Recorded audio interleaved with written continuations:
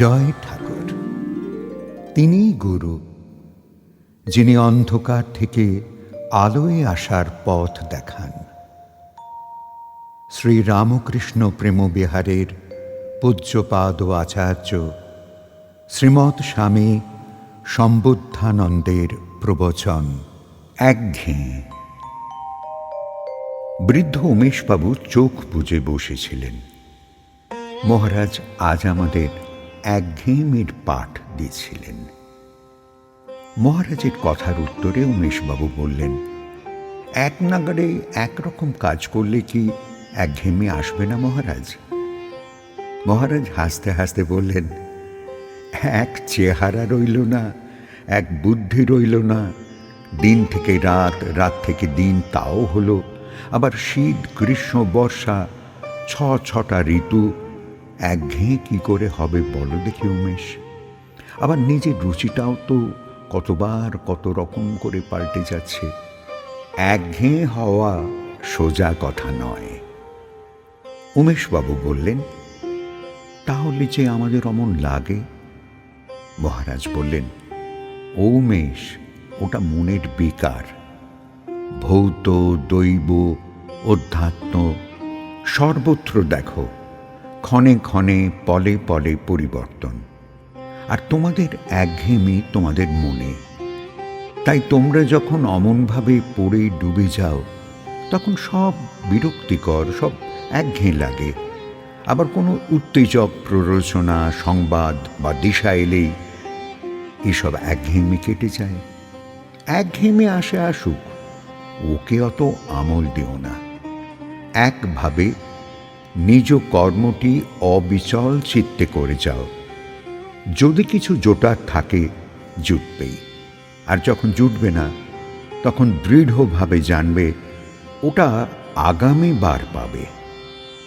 জন্মে নয় জন্মান্তরে কর্মফল পেতেই হয়। মায়ের কথা ভাবো, তিনি এবেলার রান্না ওবেলা দিয়েছেন, আবার কখনো আজকের রান্না কালও দিয়েছেন। উমেশ, লক্ষ্মী পুজোর কয়েকদিন আগে থেকে তোমার মা ঠাকুমারা খইয়ের মুড়কি, তোমরা বোধ হয় উপরা বলো, তাই না?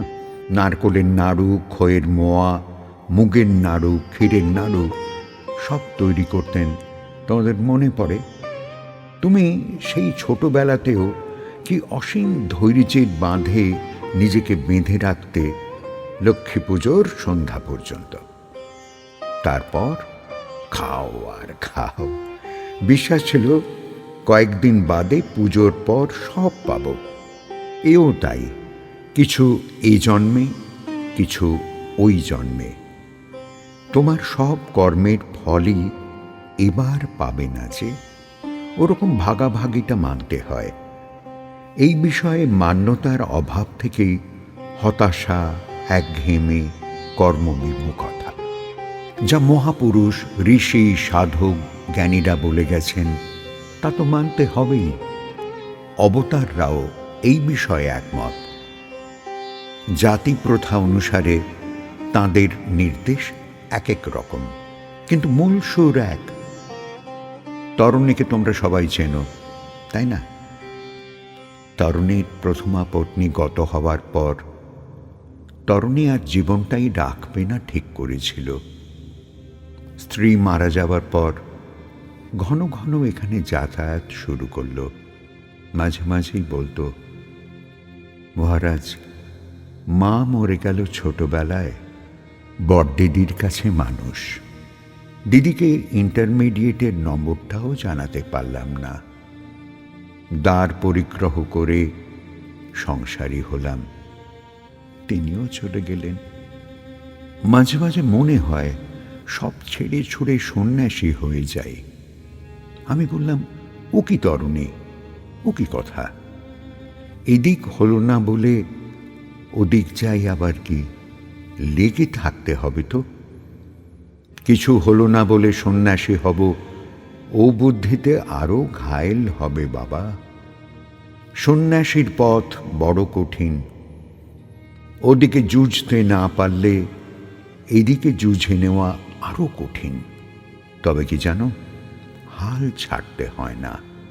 তরুণী বলল, মহারাজ, বড্ড একঘেয়ে লাগছে জীবনটা। একই সকাল, একই বিকাল, একই রাত, আর পাচ্ছি না। এর কয়েকদিন বাদেই শুনি ও নদীতে ঝাঁপ দিয়েছে। নৌকো আসছিল কুমিল্লার এক বণিকের। বণিকও নৌকোতেই ছিল। দুজন পালোয়ান ঝাঁপিয়ে গিয়ে জল থেকে তরুণীকে উদ্ধার করে নৌকোয় তুলে এনেছিল। অচৈতন্য তরুণীকে ওরা বাড়িতে নিয়ে যায়। বণিকের এক বোবা মেয়ে ছিল। সুঠাম সুন্দর তরুণীর সঙ্গে তার বিবাহ দেন বণিক। তরুণীর জ্ঞান ফিরেছিল, স্মৃতি ফেরেনি। কন্যা আর জামাই বাবা জীবনকে নিয়ে বণিক নতুন আশায় আরো ব্যবসা বাড়িয়েছিলেন। তরুণীর বৃদ্ধ বাপ বড় ছেলের শোকে পাগল হয়েছিলেন প্রায়। অপর এক প্রৌঢ়া দিদি কেঁদে কেঁদে বিমর্ষতার সাগরে ডুব দিয়েছিলেন। ভাগনারা হাল ছাড়েনি। নিরুদ্দেশ তরুণীর জন্য প্রতি বছর বিভিন্ন নামকরা স্টেশনে প্যাম্পলেট বিলি করত।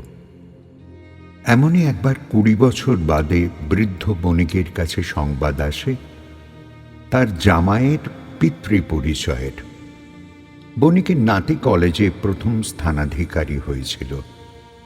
তরুণীও বিরাট ব্যবসাটা বুঝে নিতে এতটুকু কসুর করেনি। এরপর ওদের দুই বাড়ির একাত্মতায় নতুন আনন্দে তরুণী ভরে উঠল। ডাক্তাররা চিকিৎসা করে, নানান ছবি দেখিয়ে আর নানা স্থানে নিয়ে গিয়ে গিয়ে ওর স্মৃতি ফিরিয়েছিল। তরুণী আমায় দেখতে এসেছিল। কে বলবে ওর স্মৃতিভ্রম হয়েছিল? আমার কাছে এসে এত সরসর করে কথা বলল যে মাঝখানে যা শুনেছিলাম সব কেমন কর্পূরের মতো উবে গেল। মনে হলো এমনও হয়। আমি তরুণীকে জিজ্ঞাসা করেছিলাম, মরতে তো গেছিলে, ওই কি ভালো ছিল না আজ ভালো হলো? তরুণী এক বাক্যে বলেছিল, ধৈর্যের অভাব। আমি বলেছিলাম, একঘেয়ে কিছু হয় না, সব পাল্টায়, জীবনের গতিও পাল্টায়। কিন্তু অবুঝ হয়ে আমরা কি থেকে কি করে ফেলি তার ঠিক নেই। ওই মাসুলগুলো আবার গুনতে হয়। তরুণী বলেছিল, প্রথমা স্ত্রী ছিলেন আহ্লাদিনী। তাঁর গর্ভে কি ছিল জানি না, তবে দ্বিতীয়া অন্তর্মুখী, সুশীলা, নির্লোভ। ওর পিতার সম্পত্তিতে আমি যত আগ্রহী, তার কানাকড়িও যদি ও লোভ করত। মহারাজ, ছেলেটাও তেমন পেয়েছি। শক্তি, বুদ্ধি, বিদ্যা, প্রেম, সহানুভূতিশীল এক অদ্ভুত চরিত্র। অকাতর সেবক, মুখ আলো করেছে আমাদের। মহারাজ এবার আমাদের জিজ্ঞাসা করলেন, বলো দেখি, নিজের ভার নিজে নেওয়া তবু যদি কেউ পারে, তবু ভাগ্যের ভার কি বইতে পারে? উমেশবাবু বললেন, সবারই কি তরুণীর মতো কপাল হবে? মহারাজ সচকিত হয়ে বললেন, না না, কখনো নয়। সবারটা এক হবে না, হতেও পারে না। ভগবানের কাছে কি ভাগ্যের ছাঁচে ফেলে কাজ হয় নাকি? তিনি তাঁর অহৈতুকিক অপার করুণায় ভাগ্য দান করেন। মানুষ ওর উপর কারিগরি না করলেই হল। এবার মহারাজ হাসছেন আর বলছেন, বুঝলে বাবা, সহজ, উপভোগ্য, কল্যাণকর জিনিসটা দুর্বোধ্য হয়ে যায়। ইহকাল নিয়েই আমরা ব্যস্ত। পরকাল বিষয়টা জানিও না, ভাবিও না, বিশ্বাসও করি না বেশিরভাগ ক্ষেত্রে। ফলে ভগবানের বিচারে ভুল আছে মনে করি। বড় করে দেখতে শিখলে সবই সুন্দর। যত ছোট করে দেখবে ততই সংকীর্ণ, কুৎসিত আর দুর্বোধ্য। এবার বুঝতে পারছ কি, ভাগ্যের বিচারটা আমাদের করাই চলে না। দেহটা পোষো, আপত্তি নেই বাবা, ওটাকে তো দেখাশোনা যত্ন আত্তি করতেই হবে, তবে পোষ্যের পোষ্য যেন হয়ে যেও না। ঠাকুর শ্রীরাম কৃষ্ণের উপদেশটা কেন ভুলে যাও বাবা? উনি বলেছেন, মদের দোকানে কত মদ আছে তা জেনে কাজ কি, বরং যেটুকুতে নিজের নেশা হয় ওই হলেই তো হলো। ভগবান কাকে কি দিলেন, কে কি পেতে পারে, ভগবানের ক্ষমতা অক্ষমতা এসব বিচার করে কি হবে? যা হলে, যেটুকু হলে নিজের শান্তি হয়, সেইটুকুরই সন্ধান হোক। মানুষের চাহিদা শেষ নেই, তাই তৃপ্তিও অধরা। কি দরকার আরো আরো করে? সাধ মিটাতে গিয়ে সাধ্য বাড়াতে হয়, সাধ্য বাড়াতে গিয়ে অসাধ্যের দিকে হাত বাড়াতে হয়। অসাধ্যে হাত বাড়ালে ঝুঁকি, বিপদ, পতন সবই যেন কাছে এসে পড়ে। একটু রয়ে সয়ে চলো। বয়স বাড়ার সাথে সাথে চাহিদা, রুচি সবই পাল্টাবে। দুর্বলতা, অক্ষমতা সব বাড়বে। বুদ্ধি, বিচার, সংযম সব বাড়বে। দেখবে, যা অল্প বয়সে উচিত মনে হয়, বয়স্করা তা অনুচিত বলেন। ওই হলো এর কারণ। এক্ষুনি সিদ্ধান্ত নিতে গিয়েই যত বিড়ম্বনা। অঞ্জনবাবু বললেন, সমস্যাগুলো আপনি খুবই ভালো ধরেছেন, ধরিয়েও দিলেন, কিন্তু মহারাজ মুক্তির রাস্তাটা বলে দিন না। মহারাজ বললেন, সুকুমার রোজ এসে বলতো, জীবনটা একটা সময়ের পর থেকে বড্ড একঘেয়ে হয়ে যায়, তখনই প্রমাদ বাড়ে। যে বয়সে গিয়ে শান্তির প্রয়োজন, সেই বয়সেই শুরু হয় দুশ্চিন্তা। আমি বলেছিলাম, দেখো সুকু, তোমরা বয়স বাড়ার সাথে সাথে ছাড়তে শেখো অনেক কিছুই, শুধু বন্ধ করতে শেখো না ঝড় ঢোকার জানালাগুলো। আপনজন, আত্মীয়, বন্ধু, বেশি প্রত্যাশার মানুষগুলোর দিকের জানালা, কপাট বন্ধ করা শুরু করতে হয়, যাদের কথা, ব্যবহার তোমার ব্যথার কারণ। আসলে বয়সের নানান অক্ষমতা প্রত্যাশা বাড়ায়, তাতে আবার বুদ্ধির জোরও কমে যায়, ধৈর্যের বাঁধন আলগা হয়। ওই হলো গলদের সূত্রপাত। নিজেকে সামলাতে গিয়ে সব একঘেয়ে করে ফেলে। রোজই একই দুর্ভোগ, এক যুদ্ধ। বৃদ্ধ উমেশবাবুর চোখ দিয়ে অঝোর ধারায় জল বয়ে চলেছে। ধীরে ধীরে বলতে লাগলেন, যা বুঝলাম মহারাজ, সব দোষটাই নিজের দিকে। প্রকৃতি, দেহ, স্বভাব সবই পরিবর্তনশীল। অথচ আমি একঘেয়ে বোধ করছি কেন, তা এতদিন খেয়ালই করিনি। প্রতিটি বয়স, প্রতিটি পরিবেশ, প্রতিটি ঋতু সবই উপভোগ্য।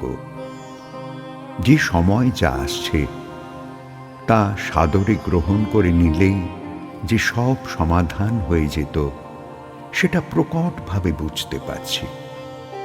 আফসোস হলো, আর তো শুধরে নেওয়ার উপায় নেই।